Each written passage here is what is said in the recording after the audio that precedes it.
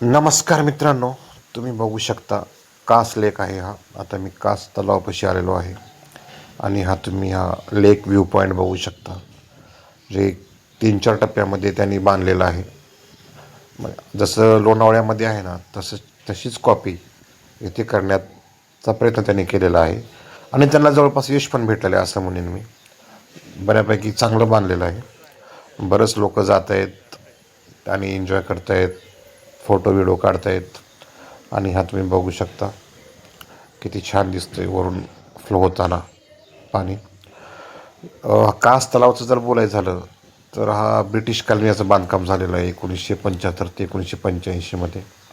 आणि साताऱ्यासह जवळजवळ त्या आसपासच्या 15 गावांना याचा पाणी पुरवठा केला जातो या तलावाचा.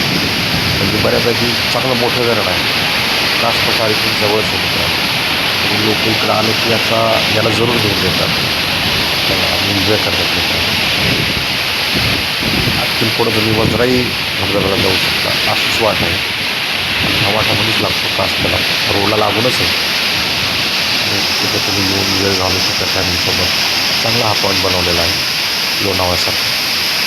आणि पुढं कास पठार आता सध्या बंद आहे मित्रांनो. 1 सप्टेंबरपासून ते म्हणले चालू होणार आहे. पुढं नाही येत वाटतं ते आणि एवढा पाऊस पण नाही झालेला. तुम्ही बघू शकता.